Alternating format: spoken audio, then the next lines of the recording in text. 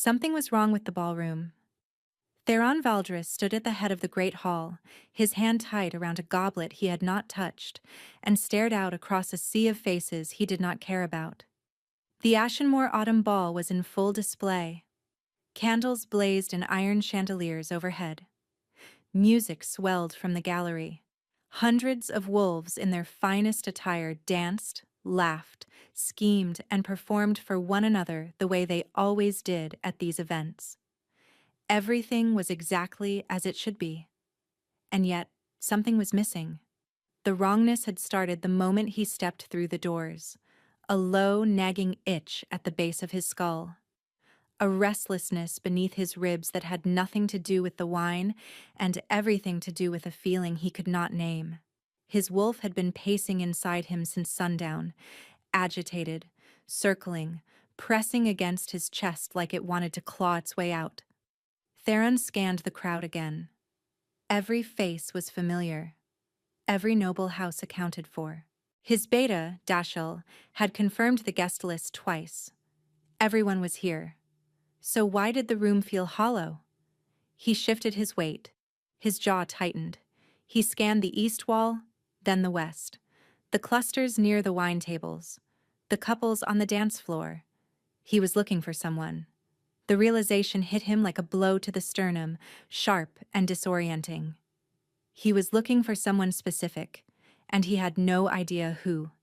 His wolf surged forward, hard enough that Theron had to grip the edge of the table to keep his composure. His claws threatened to extend. His vision sharpened against his will, every color in the room brightening to an almost painful intensity. A low growl built in the back of his throat, and the two nobles nearest to him took an involuntary step away, their faces draining of color. The Alpha King did not growl at social functions. The Alpha King stood at the head of the room like a statue carved from stone and power, and the court arranged itself around him accordingly. That was how it worked. That was how it had always worked. But tonight, the statue was cracking.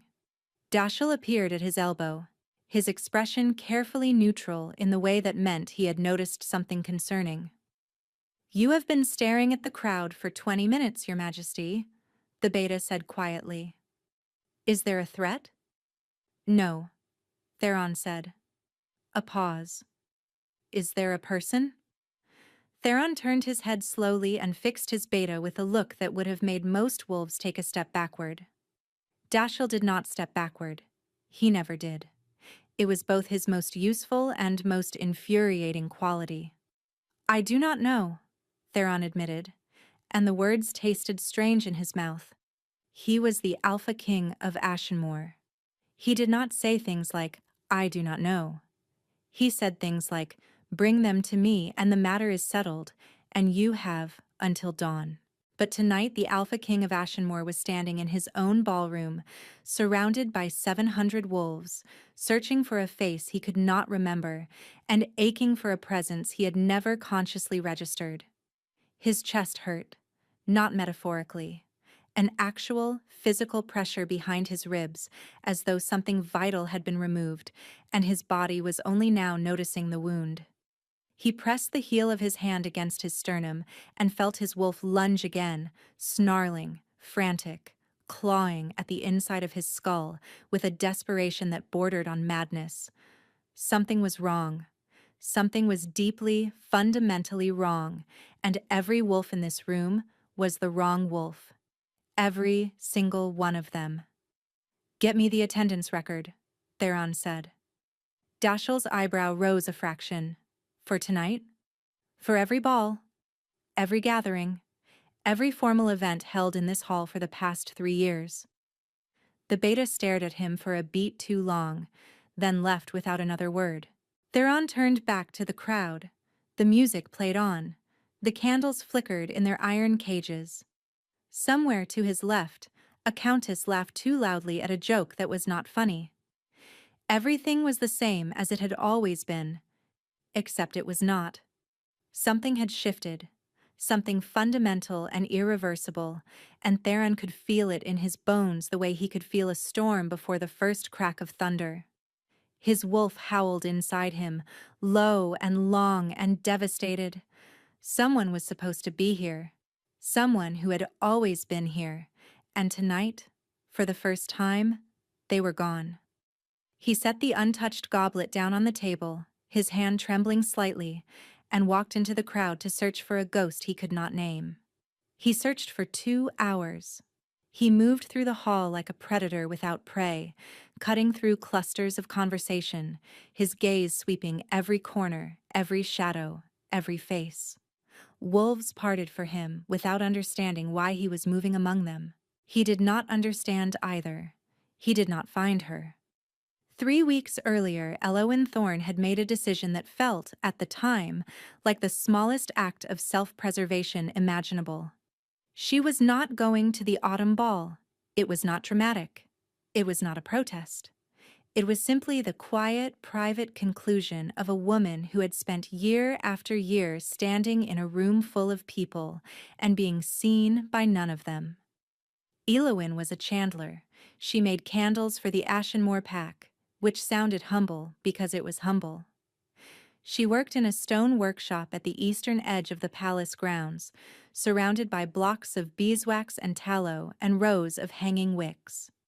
Her hands always smelled of lavender and rendered fat, no matter how many times she scrubbed them. Her hair perpetually carried the faint sweetness of melted wax. She was 23 years old, unmated, unremarkable, and invisible. That last part was not self-pity. It was an observation. Elowen had spent her entire life being the kind of person that other people's eyes simply slid over. Not ugly, not pretty, not loud, not interesting. Just present, just there. A background figure in everyone else's story. She had been left at the pack gates as an infant, wrapped in a plain wool blanket with no note, no name, no explanation.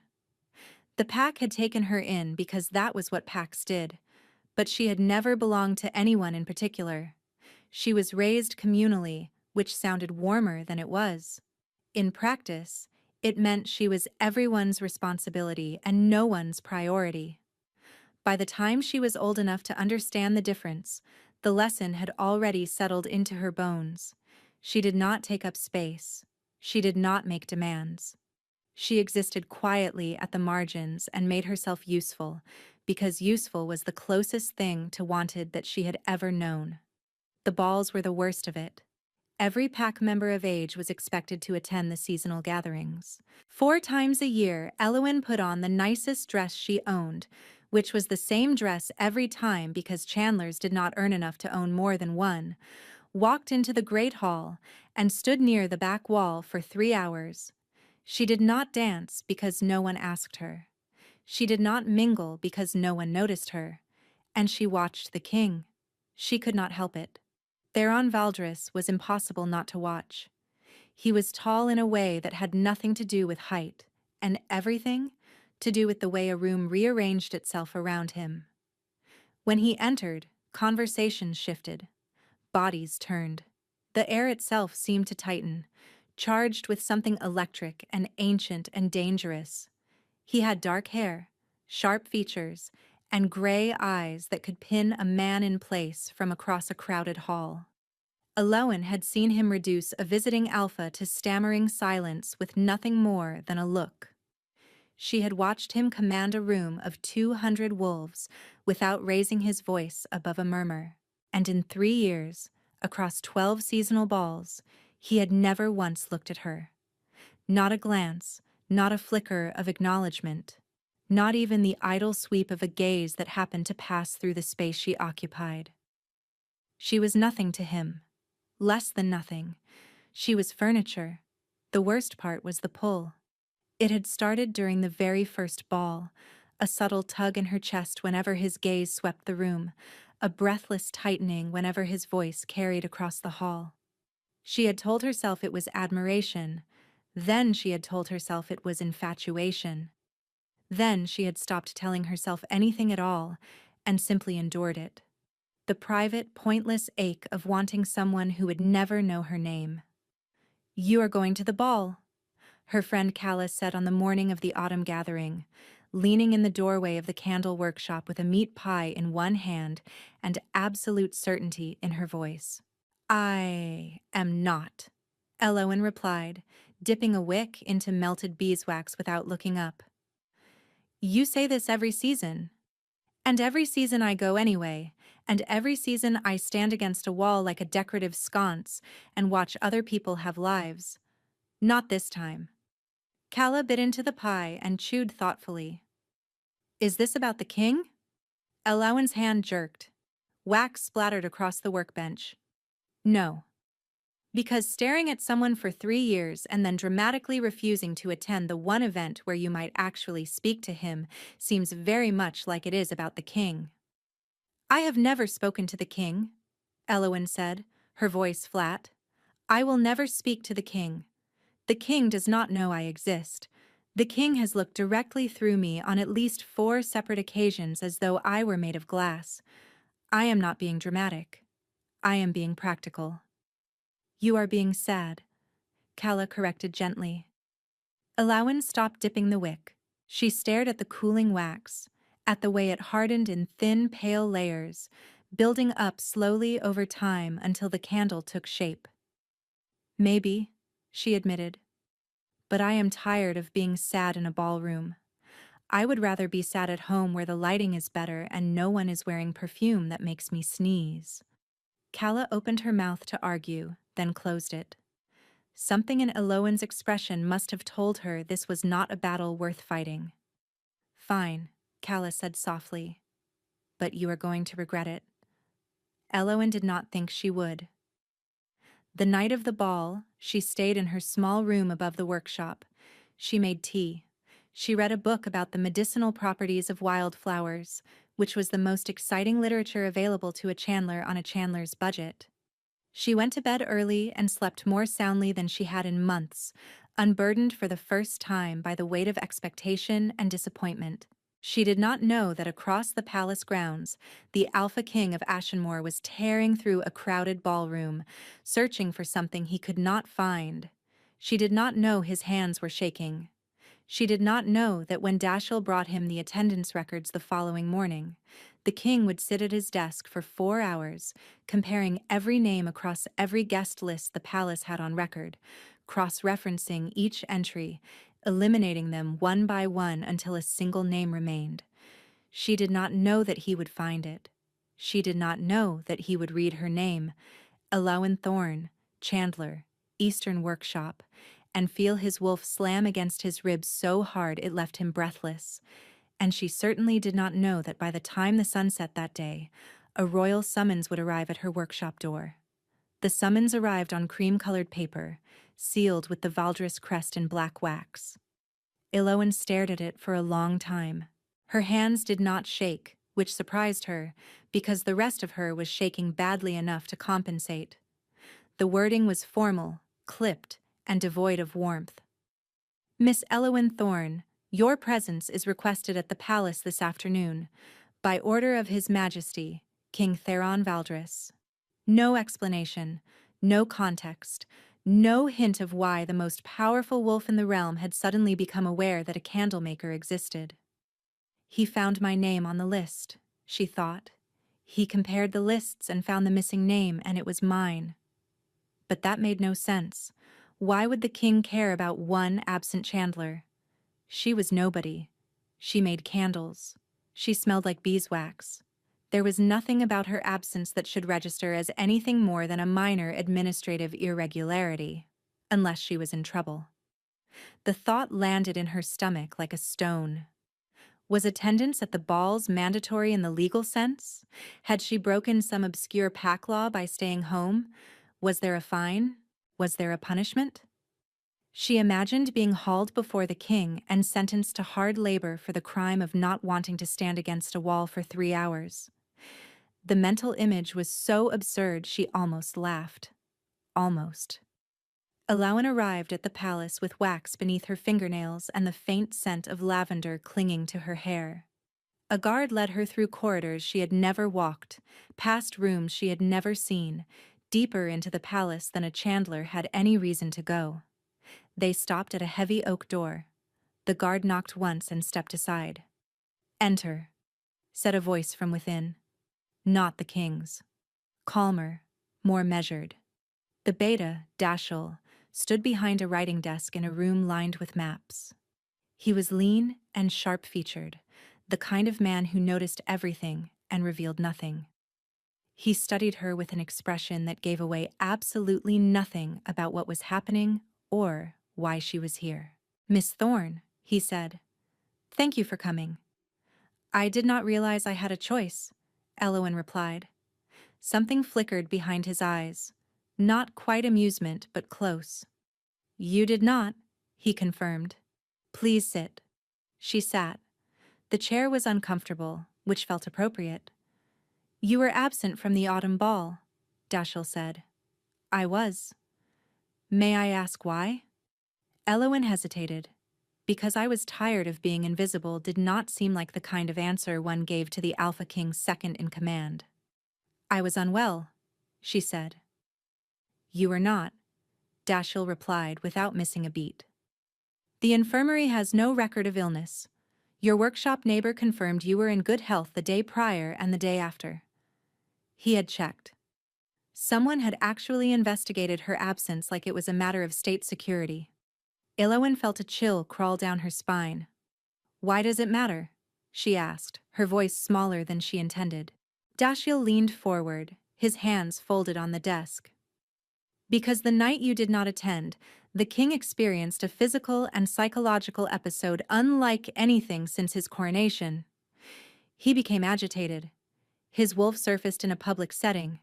He could not identify the source of his distress, but he was convinced something essential was missing from the hall."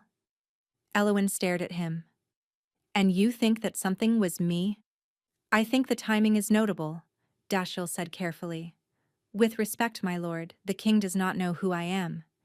He has never looked at me. Not once." "Yes," Dashiell agreed. "That is also notable." The words hung between them, strange and heavy with implication. Before Elowen could respond, Dashiell rose from his chair. "The king wishes to meet you." Her heart slammed against her ribs. "Now?" "Now. I have wax under my fingernails. I do not think he will mind." "I mind," Elowen said, but Dashiell was already moving toward the door, and she had no choice but to follow on legs that felt like they belonged to someone else. The walk was long. The corridors narrowed, then widened. Guards stood at intervals, their faces blank. Elowen counted her steps because counting kept her breathing steady, and breathing was the only thing she had control over in this moment. Dashiell stopped at a set of double doors. Carved wolves ran along the frame, frozen mid-stride in dark wood. "I should tell you," Dashiell said quietly, his hand on the door, "that the king has not been sleeping. Not since the ball. His condition has been deteriorating rapidly." "His condition?" The beta did not elaborate. He pushed the door open and gestured her inside. The king's study was enormous, dimly lit by a single window that seemed to fight a losing battle against the shadows. And behind the desk, sitting in a chair that looked more like a throne, was Theron Valdris. He looked terrible. Elowen had only ever seen him from across a ballroom, gilded by candlelight, commanding and untouchable. Up close, the illusion crumbled. His skin was pale, almost gray. The hollows beneath his eyes were deep enough to hold shadows. His cheekbones stood out too sharply, and his hands, resting on the arms of his chair, had a slight tremor that he was clearly trying to suppress. He looked like a man who had not slept in 3 weeks, because he had not. And then he looked at her. His gray eyes locked onto hers, and Elowen felt it like a physical collision, something slamming into her chest and stealing every ounce of breath from her lungs. The room contracted. The shadows deepened. For a single, suspended heartbeat, the world contained nothing but him and her, and the raw, bewildered recognition in his gaze. Then it was gone. His expression shuddered. His mouth pressed into a hard line. He looked away, his knuckles whitening on the arm of his chair, and the dismissal was so swift and so total that Elowen felt it like a door slamming in her face. "Leave us," Theron said to Dashel, his voice rough and strained. The beta left. The door closed. And Elowen stood alone in a room with a king who looked like he was falling apart and who had, for one fraction of 1 second, looked at her like she was the answer to every question he had ever asked. Then he spoke, and the words turned her blood to ice. "What have you done to me?" Elowen stared at him. "What?" "3 years," Theron said, and his voice was low and controlled in a way that suggested the control was costing him everything he had. "You have attended every gathering for 3 years. I confirmed it myself. 12 seasonal balls. Your name on every list. And I have no memory of your face." He stood slowly, bracing one hand on the desk. She could see the effort it took, the way his muscles locked to compensate for the exhaustion pulling at him. "That is not possible," he continued. "I remember every face in my territory. I am the alpha. I know my wolves. And yet you—" His gaze swept over her, searching, almost desperate. "You are a complete stranger to me. You have existed within arm's reach since my coronation, and I have never once seen you."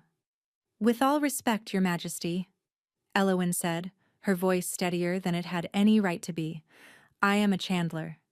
People do not generally notice candlemakers." "I notice everyone. You did not notice me." The words came out sharper than she intended, carrying years of accumulated hurt in their edges. Theron's eyes narrowed, and she braced herself for anger. Kings did not appreciate being spoken to like that. But the anger did not come. Instead, something shifted in his expression, something that looked uncomfortably like guilt. "No," he admitted. "I did not." The silence that followed was thick enough to choke on.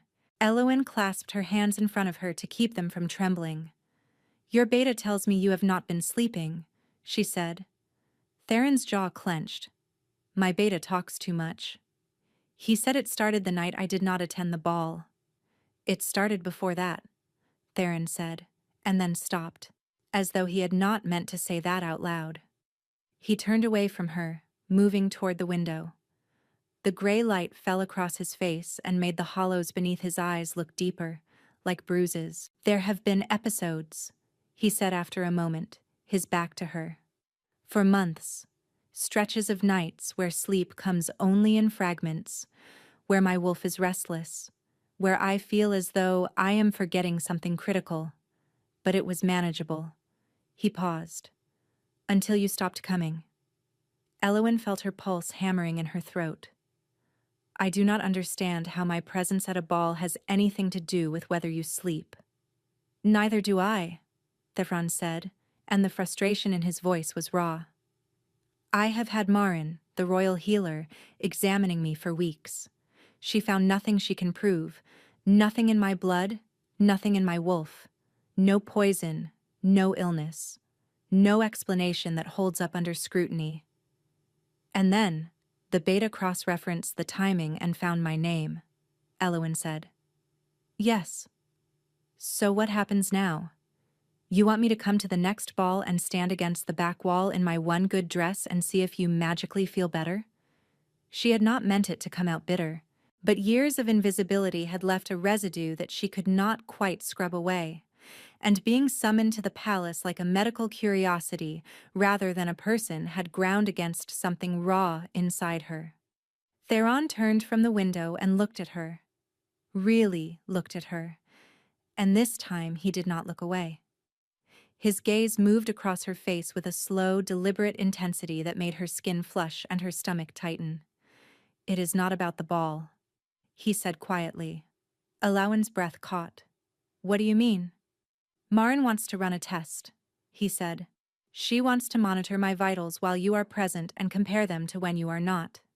She believes there may be a proximity component to whatever is happening." "A proximity component," Elowen repeated flatly. You mean you want me to sit near you and see if it fixes you? That is a crude, but accurate summary, yes.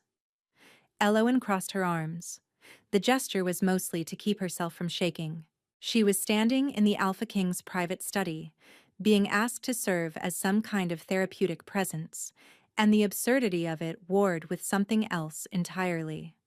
Because beneath the exhaustion and the clinical detachment, Theron Valdris was looking at her the way no one had ever looked at her in her entire life. Like she mattered. Like her existence carried weight.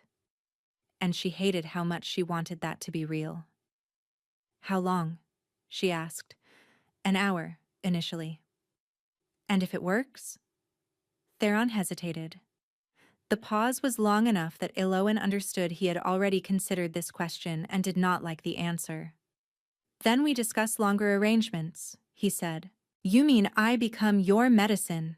His expression flickered. That is not what I said. But it is what you mean. Elowen met his gaze and held it. You do not know me. You have never known me. And now you want me here because my presence does something useful to your body. Not because I am a person. Because I am a remedy. The words landed hard. She watched them hit, watched something tighten behind his gray eyes. I understand why you would see it that way, he said. It is the only way to see it, Your Majesty. Another silence. The fire crackled in the grate. Somewhere in the corridor outside, footsteps passed and faded. Will you do it anyway? He asked. Elowen wanted to say no. Every scrap of pride she possessed was screaming at her to turn around, walk out, and go back to her workshop where she was invisible by choice rather than by arrangement. She owed this man nothing.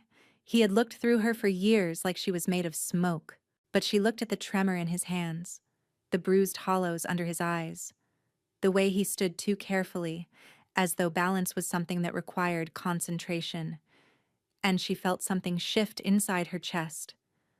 A tug, faint but undeniable, pulling her toward him like a thread wound tight between her ribs and his. She told herself it was pity. She told herself it was duty. She told herself a lot of things. Fine, she said. 1 hour. Theron exhaled slowly and something in his shoulders loosened, just barely, like a man who had been bracing for a blow that did not come. Thank you, he said. Do not thank me yet, Elowen replied. I charge extra for miracles. Something crossed his face. Not quite a smile, but the faint, exhausted echo of one. It transformed him for just a moment, softening the sharp edges, making him look less like a king and more like a man who was very, very tired and very, very grateful. Then it was gone. Marin will prepare the examination room, he said. Dashiell will escort you. Elowen turned toward the door, her heart hammering, her mind already spinning with questions she did not have answers to. But before she reached it, his voice stopped her. Miss Thorne. She turned back. For what it is worth, Theron said, his gaze fixed somewhere past her shoulder, his voice rough and low. I do not understand how I failed to see you. But I see you now. The words settled into her chest like embers dropped into dry grass. She did not trust them. She could not afford to. But they burned anyway. Elowen left the room, and the door closed behind her, and she stood in the corridor with her pulse roaring in her ears, and the terrible, wonderful, dangerous knowledge that the Alpha King of Ashenmoor had just looked at her like she was the only real thing in the world, and she had absolutely no idea what that meant. The first test lasted exactly 1 hour, as promised. Marin, the royal healer, was a woman in her middle years with sharp cheekbones, sharper eyes, and the particular brand of calm that came from decades spent telling powerful people things they did not want to hear. She had prepared the examination room like a battlefield, instruments laid out on linen, monitoring crystals arranged in a careful arc around a leather armchair. Sit there, she told Theron, pointing to the chair. The king sat. He looked worse than he had 2 days ago when Elwyn had first seen him, if that was possible. The tremor in his hands had worsened. His skin had taken on a grayish tint that no amount of firelight could warm. "Miss Thorne," Marin said, gesturing to a wooden chair 6 feet from the king. "There, please." Elwyn sat. Theron did not look at her. He stared straight ahead at the far wall, his jaw set, his body rigid with a tension that radiated off him in waves. The room was quiet except for the faint hum of the monitoring crystals. Nothing happened. 5 minutes passed. 10. Elwyn sat with her hands folded in her lap and tried not to stare at the king, which was like trying not to stare at a thunderstorm. Then Marin leaned forward, her brow furrowing. "Remarkable," she murmured. "What?" Theron asked. "Your pulse has dropped 14 beats since she sat down. Your cortisol levels are falling. Your wolf," she paused, checking a crystal that glowed faintly amber, "is settling for the first time in 3 weeks." The silence that followed was heavy. "How do you feel?" Marin asked Theron. A long pause. "Less," he said finally, and then stopped. "Less what?" "Less like I am being torn apart from the inside." Elowyn's chest tightened. She stared at her hands and said nothing. Over the next week, the tests expanded. 1 hour became 2. 2 became 4. By the 5th day, Elowyn was spending her afternoons in the king's study, sitting in a leather chair in the corner while he worked at his desk and pretended she was not there. It was absurd. She brought candle-making supplies to keep her hands busy, and so the Alpha King of Ashenmore conducted affairs of state, while the faint scent of beeswax and lavender drifted through his chambers, and his chandler sat 10 feet away, braiding wicks. They did not speak much. Theron was not a man built for small talk. He communicated in terse questions, brief acknowledgments, and silences that stretched long enough to develop their own weather patterns. But slowly, painfully slowly, cracks formed. "What is that scent?" he asked one afternoon without looking up from his correspondence. "Juniper," Elowyn said. "I am testing a new taper formula." Another silence, then, "It is not unpleasant." "High praise from your majesty," Elowyn murmured. His pen paused on the page. She thought she saw the faintest twitch at the corner of his mouth, but it vanished before she could be certain. On the 7th day, Marin asked Elowyn to move her chair closer to the king's desk. On the 9th day, she asked them to sit side by side. On the 11th day, she asked Elowyn to place her hand on the king's forearm. "Why?" Elowyn asked, her stomach turning over. "Because proximity alone is no longer sufficient," Marin replied. "His improvement has plateaued. Physical contact may push past the threshold."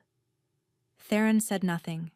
He sat in his chair with his sleeve rolled to the elbow, his forearm resting on the desk, his face utterly unreadable. The silence was an invitation and a dare. Elowyn reached out.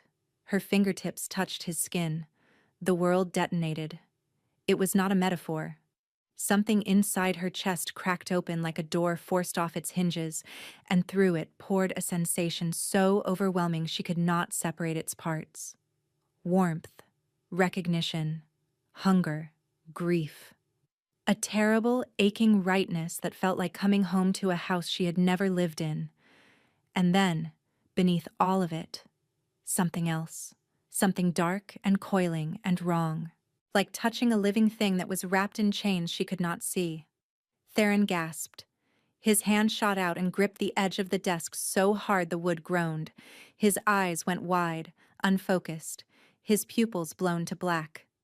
"Your Majesty," Elowyn started, and then the vision hit her. She saw a room she did not recognize. Stone walls, candles in a circle, symbols drawn in blood on the floor. A cloaked figure knelt at the center, hands pressed flat against the cold stone, murmuring words in a language that sounded like breaking glass. And before the figure, bound and unconscious, lay Theron. Not as he was now. Younger, clean-shaven, dressed in ceremonial robes she recognized from paintings of the Ashenmore coronation. The cloaked figure reached toward him, pressing something against his chest. Dark threads, visible and writhing, sank into his skin and wrapped around his heart like a cage. His wolf, a massive silver beast visible in the spiritual plane, thrashed and howled as the threads wound tighter, binding its senses, blinding its instincts, severing its ability to recognize the one thing it was born to find. His mate. Her. The vision shattered. Elwyn yanked her hand back with a cry. Theron slumped in his chair, his breathing ragged, his forehead slick with sweat.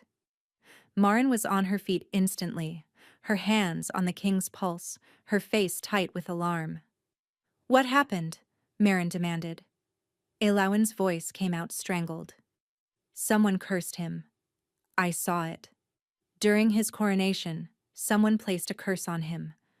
Dark threads around his wolf. It was designed to suppress his ability to recognize his mate." The room went deathly silent. Marin's hands stilled on the king's wrist. She looked at Elowin with an expression that was equal parts shock and grim confirmation. "I suspected as much," Marin said quietly. "The symptoms were too specific, too targeted to be natural deterioration, but I could not prove it." Theron's eyes opened. They were glassy, unfocused. But when they found Elowin's face, something raw and desperate blazed behind them. "You saw it?" he rasped. "Yes." "The figure," he pressed. "Did you see who it was?" Elowin shook her head. "They were cloaked. I could not see the face." Theron's fist slammed against the desk. The impact rattled every instrument on the surface and made Marin flinch. He pushed himself upright, his body trembling, his expression murderous. "Someone in my own territory," he said, each word bitten off and bleeding, "stood over me while I was unconscious during the most sacred rite of my kingship and cursed me." "Someone who had access to the coronation chamber," Marin confirmed, her voice low and careful. "Someone who was trusted enough to be alone with you during the ritual preparation." The implication landed like a blade between them. Not an outsider. Not an enemy kingdom. Not a rogue wolf with a grudge. Someone close. Someone still here. Theron turned to Elowin, and the look in his eyes was no longer the clinical detachment of a king observing a test subject. It was something far more terrifying. It was fear. "You are not safe here," he said. The order came the following morning, delivered by a guard whose face betrayed nothing. She was to return to her workshop. All sessions with the king were suspended indefinitely. Her presence at the palace was no longer required. Elowin read the formal notice twice, her hands steady, her heart splintering. She had known this was coming. The moment those words left his mouth the night before, "You are not safe here." She had seen it in his eyes. The decision had already been made. She was a liability, a target. Whoever had cursed him during the coronation had done so to keep him from finding his mate, and now that she was sitting 10 feet from him every afternoon, whoever cast that curse would know their work was being undone. She understood the logic. She even respected it. But understanding and accepting were two very different things. The walk back to her workshop felt longer than it should have. The corridors she had grown familiar with over the past 11 days felt suddenly foreign, like they were already forgetting she had ever walked them. The guards did not acknowledge her. The servants did not look up. She was invisible again. Calla was waiting for her at the workshop door, her face pinched with worry. "What happened?" "I have been dismissed," Elowin said, and her voice came out flat and hollow. "Dismissed? Why?" Elowin set her bag down on the workbench and stared at the rows of half-finished candles lined up on the drying rack. They looked exactly as she had left them. Nothing in this room had changed. Everything outside it had. "Because caring about me and protecting me apparently looked the same as throwing me away," she said. Calla was quiet for a moment. "So, it is about the king." "It was always about the king." Calla took her hands. Tell me what happened. All of it. So Elowyn told her. Not everything. Not the curse. Not the vision. But enough. The tests. The proximity. The way his vitals changed when she was near. The way her own heartbeat seemed to synchronize with his when they sat close enough. The touch. That single moment of skin against skin that had cracked something open inside her chest that she did not know how to close. And the way he had looked at her afterward, with fear in his eyes. Not fear of her. Fear for her. Calla listened without interrupting. When Elowyn finished, her friend was quiet for a long time. He sent you away because he is afraid something will hurt you, Calla said slowly. Yes. And you let him? Elowyn's teeth clenched. He is the king. He is a fool, Calla said firmly. And so are you, for that matter. The first night was manageable. Elowyn told herself she was fine. She made candles, she ate dinner, she went to bed and lay in the dark and counted her breaths, and tried very hard not to think about the way his skin had felt under her fingertips, the way the bond had roared to life between them like a furnace door swinging open. The second night was worse. The pull started. A physical tug behind her sternum, persistent and growing, like a fishhook buried in her ribs and attached to a line that stretched across the palace grounds to wherever he was. Her hands shook when she tried to pour wax. The flames of her own candles seemed dimmer, as though the light itself was being drawn away from her. By the third night, she could not sleep. She lay in bed with her teeth clenched, her body burning with a low-grade fever that no amount of cold water could break. Her wolf, which had been quiet her entire life, was howling. Actually howling, pacing inside her, clawing at her chest, desperate to get out, to run, to find him.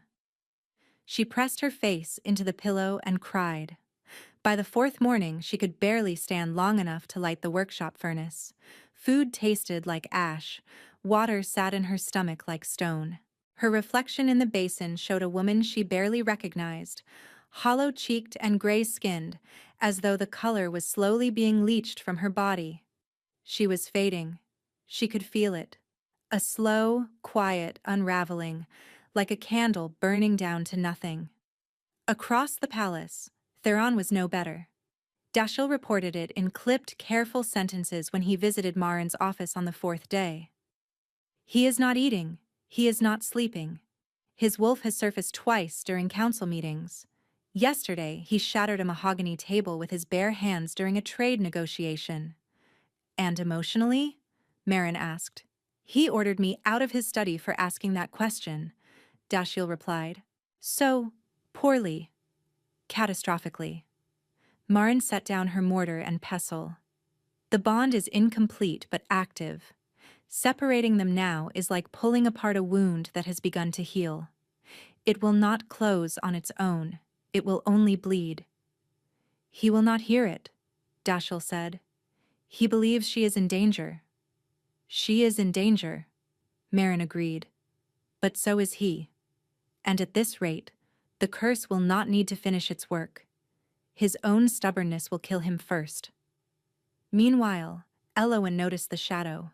It appeared on the fifth night. A figure at the far end of the lane, standing just beyond the reach of the lantern light. She saw it from her window when she rose to splash water on her face at midnight. It was motionless, patient, watching her workshop with the stillness of someone who had been standing there for a very long time.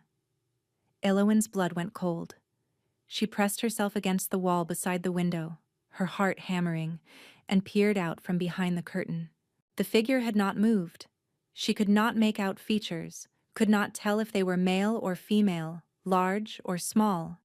Just a shape, just a presence, just someone who knew exactly where she was. She did not sleep that night.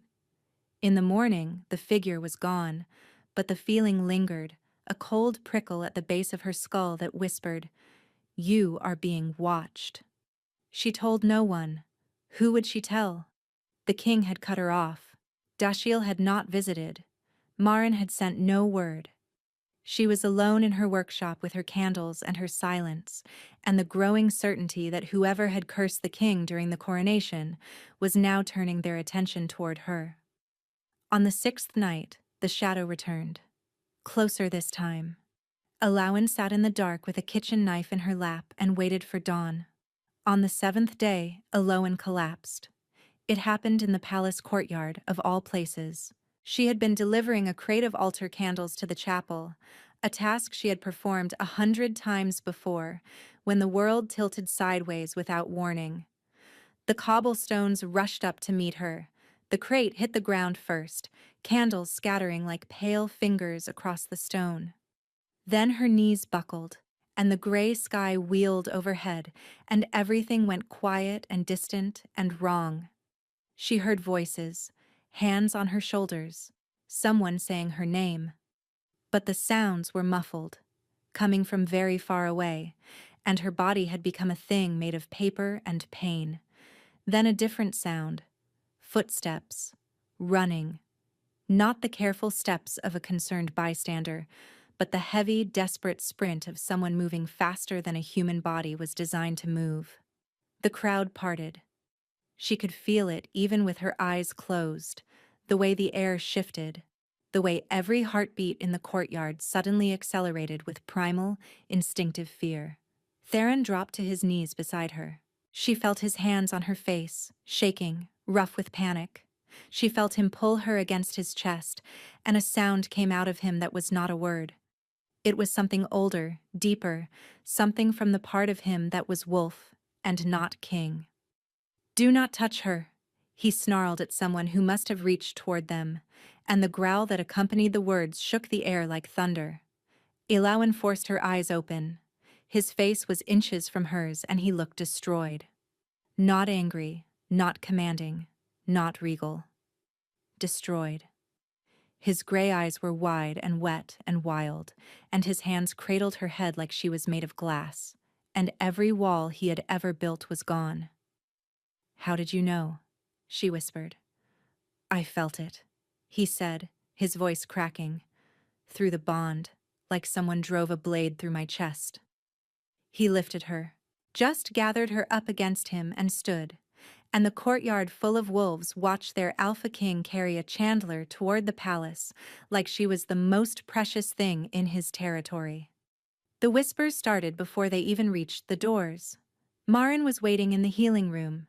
She took one look at Elowen's pallor and Theron's expression and pointed to the bed without a word. Theron set Elowen down with a gentleness that contradicted every sharp, dangerous thing about him. His hands lingered on her arms. He did not step back. 7 days, Marin said, her voice flat with controlled anger. "I told you this would happen." "Not now," Theron warned. "Yes, now," Marin snapped. And the fact that she snapped at the Alpha King with the same energy she might use on a disobedient apprentice said everything about how serious this was. Her vitals are crashing. Her wolf is in distress. The incomplete bond is tearing her apart from the inside. Another week and it would have been irreversible. Theron flinched like he had been struck. "And you," Marin continued, rounding on him, "are not much better. You have lost 9 pounds. Your wolf has been surfacing involuntarily. Your cortisol levels could fell a horse. You are killing yourself and you are killing her. And you are doing it in the name of protection." The king said nothing. His hand found Elowen's and wrapped around it, and she felt the bond flare between them, desperate and aching and alive. "There is something else," Elowen said, her voice thin but steady. They both turned to her. "Someone has been watching my workshop. A figure at night. They have come twice. They stand in the dark and they watch." The temperature in the room dropped. Theron's grip on her hand tightened to the point of pain. "When?" he demanded. "The 5th and 6th nights after you sent me away." Something terrible moved behind his eyes. Guilt, fury, and a cold, lethal calculation that reminded her exactly who this man was and what he was capable of. "You sent her away," Marin said quietly. "And whoever cursed you found her unprotected." "I know," Theron said, and the two words contained more self-loathing than Elowin had ever heard from a single human throat. Then you know what needs to happen, Marin replied. The silence stretched. Elowin watched his face, the war behind his eyes, the moment when something inside him surrendered. Elowin, he said, and it was the first time he had ever used her first name. The sound of it in his voice, low and rough and broken, made her eyes fill with tears. "Do not send me away again," she whispered. "Please." "I will not. Promise me." He brought her hand to his mouth and pressed his lips against her knuckles, his eyes closing. "I promise." "Sending me away does not protect me," she continued, her voice growing stronger. "It just means I suffer alone instead of beside you. And I would rather face whatever is coming together than survive another week of that silence." Theron opened his eyes. The rawness in them was staggering. "I have spent 3 years unable to see you," he said. "And now I cannot close my eyes without your face. I cannot breathe without reaching for you. I cannot exist in a room you are not in without feeling like the walls are closing in." He paused, his throat working. "I am not a man built for gentle words. But you should know that sending you away was the hardest thing I have ever done. Harder than any war. Harder than any kingship. And I will never do it again." Elowin pulled him toward her. He came willingly, his forehead pressing against hers, their breaths mingling in the small space between them. "Then stay," she said. He kissed her. It was not gentle.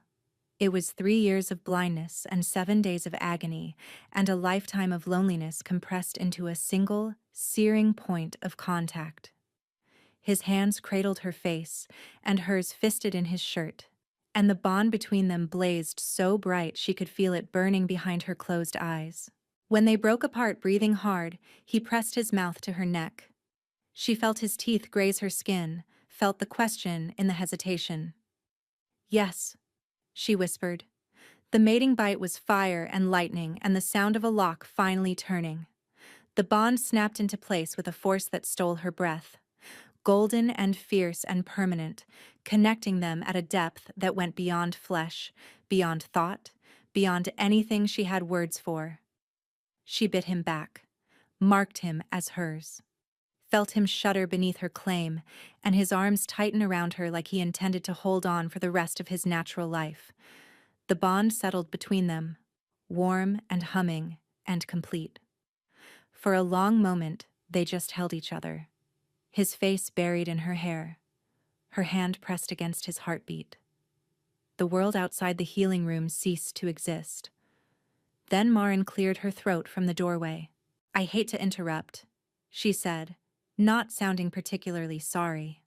"But while you two were busy, I finished tracing the curse signature." They both turned to look at her. "The magic used on you during the coronation," Marin continued, her expression grave, "matches a very specific school of blood sorcery. Only 3 practitioners in Ashenmoor's recorded history have been capable of it." She paused, her gaze flicking between them. 2 of them have been dead for over a century. The third is very much alive. She let the words land. And she has been living inside this palace for the past 4 years. The golden warmth of the bond flickered. Elowin felt Theron go rigid beside her, felt the surge of cold fury flooding through their connection, and knew with absolute certainty that the most dangerous part of this story had not yet begun. Her name was Revka, Lady Revka Ashgrove, court ritualist, keeper of the sacred rites, the woman who had prepared the coronation chamber and who had stood over Theron's unconscious body during the anointing ceremony while every other soul was cleared from the room. Marin laid the evidence out with the precise, merciless efficiency of a healer performing surgery. The curse signature, the blood sorcery lineage, the access, the motive, the timeline. Every piece fit together like bones reassembled after a break, forming a picture so complete that denial was impossible. Theron listened in silence, his face carved from stone. Elowen could feel him through the bond, a roiling darkness barely held in check. Fury and betrayal braided together so tightly she could not tell where one ended and the other began. "Bring her," Theron said when Marin finished. Dashiell did not hesitate. They waited in the king's study, the same room where Elowen had once sat in a leather chair braiding wicks while the king pretended she was not there. It felt like a lifetime ago. When the doors opened and Revka entered, Elowen recognized her immediately, not because they had ever spoken, but because she had seen her at every ball since the coronation. A tall woman with silver-streaked hair and sharp, elegant features, always positioned near the king's left shoulder, always watching the room with an expression of calm authority. Elowen had never thought twice about her, but then, she had never thought twice about anyone who stood near the king. They all blurred together in the golden light, part of a world she was never meant to touch. Revka's gaze swept the room, registering the king, the beta, the healer, and finally, Elowen. When her eyes landed on Elowen, something flickered across her face. Not surprise, recognition. The cold, assessing recognition of someone encountering a problem they had believed was already solved. "You know why you are here," Theron said. It was not a question. Revka studied him for a long moment, her posture straight, her hands folded before her. Then she sighed, and the sound was almost weary. "I suppose the girl touched you," she said. Theron's growl shook the walls. 3 years, he said, rising from behind the desk, his voice low and lethal. "You stood beside me for 3 years. You attended every council meeting. You blessed every harvest. You performed the rites at every gathering. And the entire time, you were the reason I was dying." "You were not dying," Revka corrected, her voice steady. "You were being preserved." The silence that followed was absolute. "Preserved," Theron repeated, the word dripping with venom. Revka met his gaze without flinching. "A mated alpha is a compromised alpha. History proves it. Every king who bonded, every ruler who gave his heart to a mate, weakened. They hesitated. They prioritized one life over many. They made decisions with their bond instead of their judgment." She lifted her chin. "Ashenmore needed a strong king, an unattached king. I gave you that." "You gave me 3 years of sleepless nights," Theron snarled. 3 years of my wolf tearing itself apart. 3 years of a bond screaming for a woman I could not see. "Sacrifices," Revka said, "for the greater good of the pack." Elowen stepped forward. She did not plan it. Her body simply moved, drawn by a question that had been lodged in her throat since the moment Revka's name was spoken. "You said the girl," Elowen said quietly. "You recognized me." "How?" Revka's expression shifted just slightly. A tightening around the mouth that might have been discomfort, or might have been contempt. "I have always known who you are," Revka said. "The curse required it. To sever the bond at its root, I needed to identify both ends of the thread. I found you when you were 17, a foundling Chandler with no family, no rank, no name worth remembering." Her gaze hardened. "Do you know how easy it is to make someone invisible when they are already halfway there?" The words hit Elowen like a physical blow. "What do you mean?" she whispered. "Small adjustments," Revka continued, her tone almost clinical. "A word here, a suggestion there, making sure you were never promoted, never recognized, never moved to a position where you might cross the king's path in any meaningful way. The curse blinded him, but I made certain there was nothing for him to see, even if it failed." Elowen's vision blurred. 3 years. 3 years of standing against walls and being overlooked, of telling herself she was simply the kind of person who did not get noticed, of building an identity around her own invisibility because she believed it was the truth of who she was. And it had been manufactured, engineered, imposed on her by a woman who had decided she was not important enough to exist fully. "You made me disappear," Elowen said, her voice shaking. "Not just from him. From everyone." "You were never meant to matter," Revka replied. "Not to him, not to anyone. You were a loose thread, and I tucked you away where you could not unravel anything important." Something inside Elowen broke, not the fragile, wounded part she had protected her entire life. Something harder, something that had been holding her down, keeping her small, whispering that she did not deserve to take up space. It shattered, and in its place was a fury so clean and bright it burned. "You are wrong," Elowen said, and her voice was no longer shaking. "I was always meant to matter. You just made sure I did not know it." She turned to Theron. His eyes were already on her, blazing with something fierce and proud and aching. "Break the curse," Elowen said to Marin, without looking away from him. "The bond has already weakened it significantly," Marin replied. "But to shatter it completely, the king must reject the premise the curse was built on. He must choose his mate openly, fully, in defiance of everything the curse was designed to prevent." Theron crossed the room in 3 strides. He took Elowen's face in his hands, tilting it up toward his, and the tenderness in the gesture was devastating because it came from a man who had never been gentle with anything in his life. "I choose you," he said. "Not because you fix me, not because you are my cure or my remedy or my medicine, because you are the bravest, sharpest, most stubbornly magnificent woman I have ever known. And I was a fool for 3 years, and I will spend the rest of my life making sure you are never invisible again." The curse shattered. Elowen felt it go, a sound like glass breaking in a cathedral, resonating through the bond and through the room, and through the marrow of her bones. The dark threads she had seen in her vision, the ones wrapped around his wolf-like chains, disintegrated into ash and light. Theron staggered. His wolf surged forward, free for the first time in 3 years, and the howl that tore from his chest was not a sound of war or dominance. It was relief. Pure, devastating, soul-deep relief. Revka was taken by the guards.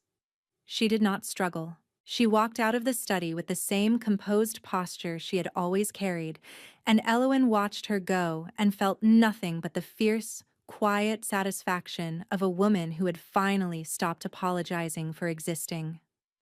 Theron's arms wrapped around her from behind.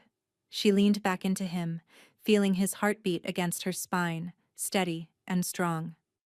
"Thank you," she whispered. "For what?" he murmured against her hair. "For seeing me." His arms tightened. "I will never stop." The winter ball was the largest Ashenmore had seen in a decade. The great hall blazed with candlelight, hundreds of tapers and iron chandeliers overhead, every one of them made by the queen's own hands. Elowen had insisted on that. She was queen now, bonded and crowned and recognized, but she had not stopped making candles. She never would. It was not who she had been forced to be, it was who she chose to be. Theron stood at the head of the hall, one hand resting on the small of her back, his thumb tracing absent patterns against the silk of her gown. He was talking to an ambassador about grain tariffs, and he was doing it while maintaining constant physical contact with his mate, and Elowen found this both ridiculous and deeply endearing. He slept now. Every night, peacefully, deeply, his body curled around hers like she was the only safe place in the world. Sometimes he still woke in the dark, reaching for her with hands that expected emptiness, but she was always there. She watched the ballroom, the dancers, the candlelight, the hundreds of wolves in their finery. She had stood in this room so many times, pressed against the back wall, invisible, aching, watching a life she believed she could never touch. Theron leaned down, his lips brushing her ear. "You are staring at the crowd," he murmured. "I am remembering," she said. "Remembering what?" She turned to look at him, at the face she had watched from across this room for 3 years, and smiled. Standing against the wall. His gray eyes softened. He took her hand and lifted it, pressing his lips to her knuckles in full view of the entire court. "Never again," he said. The music swelled, the candles burned, and the woman who had once been invisible danced with her king in the center of the room, exactly where she belonged.